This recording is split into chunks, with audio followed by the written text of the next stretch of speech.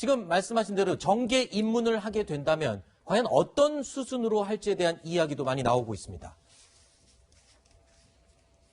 자, 곧바로 현실 정치에 뛰어들기보다는요.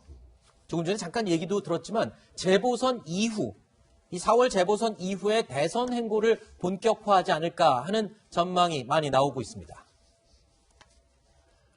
그리고 지금 야당으로 들어가기보다는요. 제3지대에서 활동하지 않겠느냐라는 관측이 나오고 있습니다. 국민의힘 내부 세력과 제3지대 중도 세력을 모두 아울러 흡수해 신당을 창당하는 시나리오도 거론이 되고 있습니다. 자, 신당 창당 가능성. 글쎄요, 박성현 부대변인께서는 어떻게 보십니까? 이 가능성 시나리오 여러 가지가 있겠지만 어느 게 현실적으로 가장 좀 높아 보입니까? 방법적으로. 예. 사실 이제 저런 이제 논의가 자연스럽게 나오는 것은 맞습니다만은. 네. 우리 국민들이 보시기에는 이제 막 검찰총장을 물러난 사람을 중심으로. 네. 저는 야권 재편 이런 논의가 나오는 것 자체가 일종의 좀 코미디가 아닌가 생각이 좀 듭니다. 사실은 그래서 이제 이런 이야기가 나오는 거죠. 이제 한동안 본인은 헌법주의자라고 주장을 했습니다만. 네.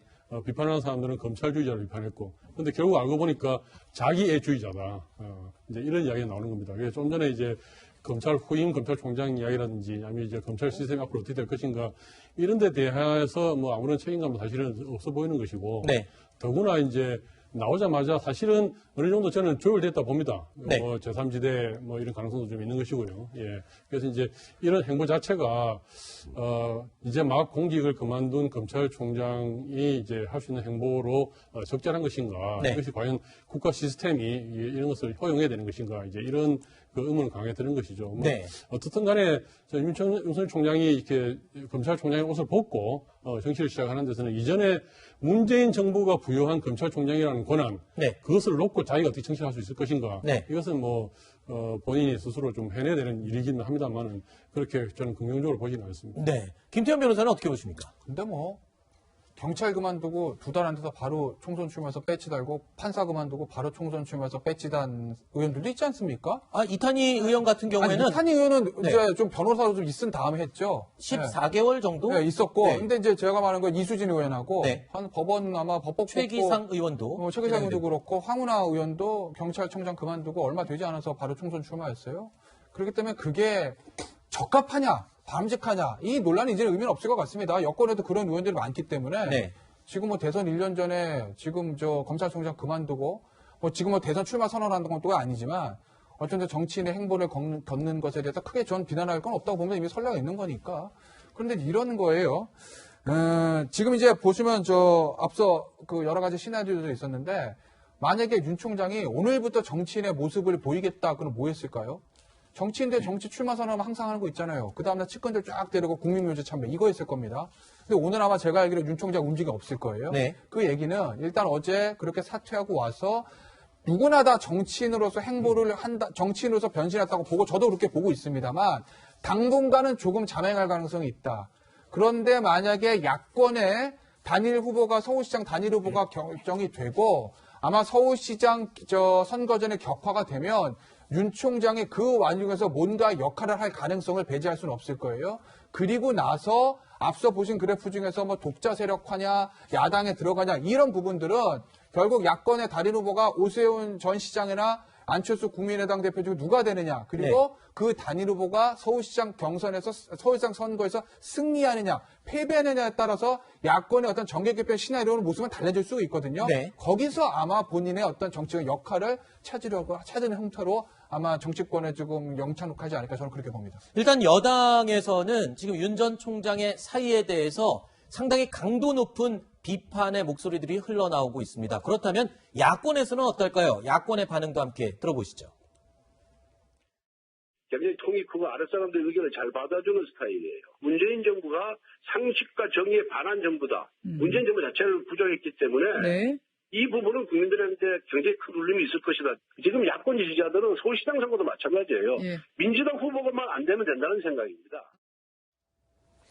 자, 백승 변호사님. 네. 일단은 윤 전 총장을 기본적으로 야권 사람이다 이렇게 보는 시각이 있는 것 같아요. 그렇게 될 수밖에 없는 게 네. 조금 전에 아까 말씀하셨던 것처럼 윤석열 총장은 문재인 정부의 검찰총장이었지만 왜 그만뒀나요?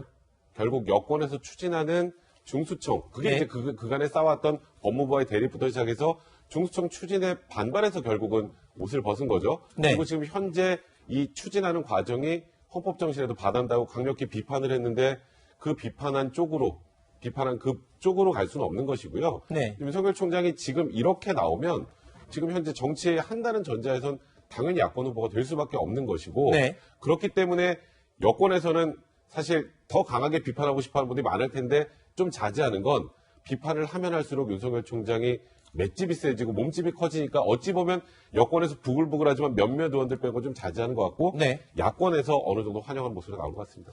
뭐 검찰총장일 때는 정부와 이 법무부와 대립각을 세울 때에 이 여당에서 지적을 하고 비난하는 게 뭐 어느 정도 명분이 있을 수는 있습니다만 이젠 옷을 벗었기 때문에 자연인이잖아요. 이에 대해서도 맹 비난을 쏟아낸다. 그렇다면 정치인 윤석열에 대한 견제와 어떤 경각심 뭐 이렇게 좀 그런 게 아닐까요?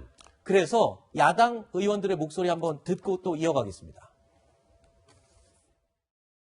윤석열 총장은 참 배은망덕한 뻔뻔한 사람 아닙니까? 후한무치한 분이죠. 오랫동안 한직에 밀려있던 사람을 가든 반대 이제 무릅쓰고선 이제 검찰총장을 크게 썼는데 결국에는 그 자신의 은인 등에 칼을 꽂고 이제 공적 의무도 버리고 이제 이렇게 어저께 사퇴를 한 걸 보면서 대통령은 어떤 감정을 느꼈겠습니까? 저는 이거는 아니다 하는 거죠. 저희가 여러 의견들을 좀 더 들으면서 차분하게 내용을 준비하는 것에는 변함이 없습니다. 최대한 빨리 해야죠. 예, 야당 의원들의 반응 들어봤습니다. 조금 전에 부대변인께서 그 얘기를 했습니다. 중수청법 관련해서는 아무것도 결정된 건 없다. 뭐 이거는 계속 지금 논의 중이다라고 하셨는데 지금 박주민 의원 같은 경우에 이렇게 얘기했습니다. 이거는 뭐 속도 조절이고 뭐고 3월에 발의, 6월에 국회 추진 지금 그렇게 얘기를 하고 있습니다. 못을 박았네요.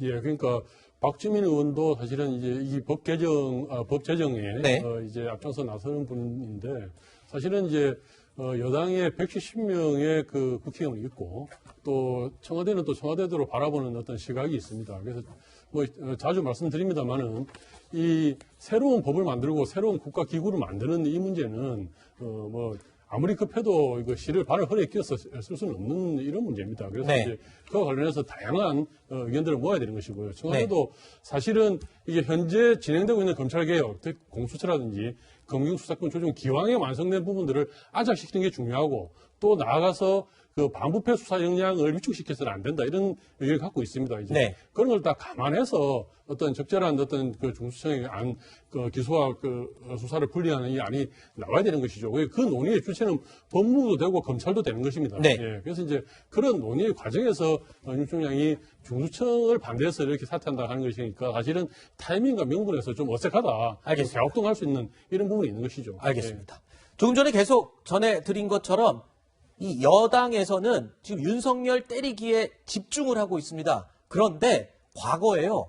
여당에서 윤 전 총장을 영입하려는 노력을 들였던 일이 있습니다. 이 내용 한번 들어보시겠습니다. 과거 이 검찰총장 후보 시절 인사청문회에서 나왔던 이 이야기입니다. 확인해 보시죠.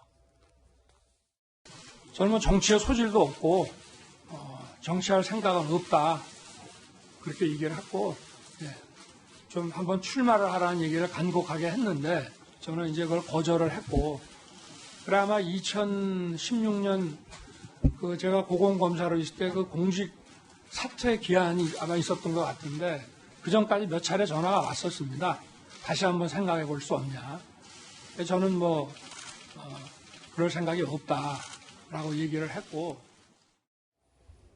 자, 이 얘기는요. 양정철 전 민주연구원장이 아주 심혈을 기울여서 당시에 이 윤석열 전 총장을 영입하려고 시도를 했던 겁니다. 그랬는데 지금 와서는 뭐 정치에 뛰어드는 것 자체를 지금 비난하고 있는 거잖아요. 네, 뭐 이제 상황이 달라졌으니까 네. 정치에 있어서 입장이 달라졌겠죠. 진영이 달라지고 입장이 달라졌기 때문에 뭐 말이 좀 바뀌는 건데 뭐 제가 뭐 그걸 이제 비난하는 건 아닌데 기본적으로 문재인 정부 그다음에 뭐 이제 인사의 라인에 있는 사람들이 윤석열 총장이라는 사람보다 판단을 잘못한 겁니다. 그러니까 아마 윤석열 총장은 우리 사람 이렇게 생각했던 것 같아요. 좀 어폐가 있을지 모르겠습니다만 아마 양정철 원장이 2016년에 윤석열 총장을 총선에 출마시키려고 하는 것도 기본적인 거 적외적인 친구 이거 아니겠어요? 당시 어쨌든 박근혜 전 대통령 초기에 박근혜 전 대통령 대선과 관련된 부분을 수사를 강하게 원칙대로 하려고 하다가 좌천된 사람.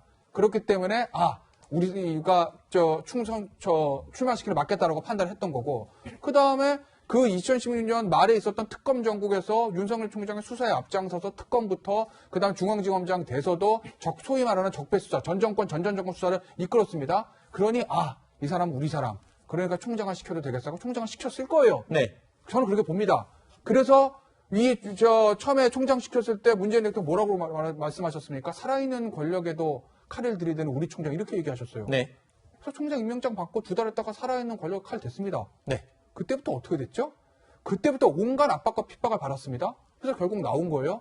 근데 이제 노웅래 의원 말씀대로 하면 뭐 총장으로 파격 발탁한 은인의 등에 칼을 꽂았다 이런 표현을 하시는데 그럼 향후 모든 대한민국 검찰총장은 대통령이 임명해줬기 때문에 그 성은에 보답을 해야 되기 때문에 현 정권에 문제가 있어도 수사하면 안 된다는 얘기입니까?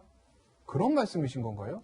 그렇기 때문에 윤석열 총장이 무슨 전 정권 편이다, 현 정권 편이다, 누구 편이다가 아니라 전 정권이고 현 정권이고 문제가 있으면 수사를 했다. 그냥 원칙대로 했다. 그렇게 보시는 게 저는 맞을 것 같습니다. 알겠습니다. 자, 윤 전 총장이 본격적으로 이 정치에 뛰어들게 되면 1년 남은 대선은 과연 어떻게 될지 궁금합니다. 최근 차기 대선 주자 적합도에서 여론조사 선두를 달리고 있는 이재명 경기지사의 생각은 어떨까요? 결국 정치를 하실 걸로 저희는 이제 판단되는데 잘 해주셨으면 좋겠다는 생각합니다. 응원은 아니고 네. 세상에는 입장은 다양하니까 합리적으로 경쟁하고 또 그게 견제와 경쟁이라고 하는 과정을 통해서 국민들에게 도움되는 그런 정치 환경이 만들어지면 좋지 않겠냐 그렇게 생각합니다. 이 별명이 원래 사이다잖아요, 이재명 지사. 네. 시원시원하게 발언을 하는 이재명 지사 치고는 굉장히 점잖게 이야기를 했습니다.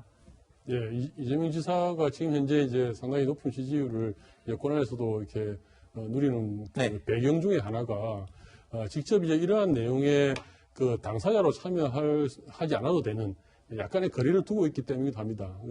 상대적으로 그 이낙연 그 당대표 같은 경우는 이제 여당의 대표이기 때문에 윤석열 총장의 이런 행태에 대해서 상당히 좀 비판적인 입장을 내놓습니다.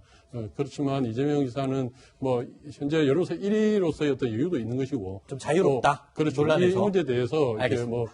뚜렷한 입장을 내지 않아도 되는 이런 상황인 거죠. 예. 그렇군요. 자, 저희가 준비한 또 다음 Q&A 내용이 있습니다. 어떤 내용인지 확인해 보시죠.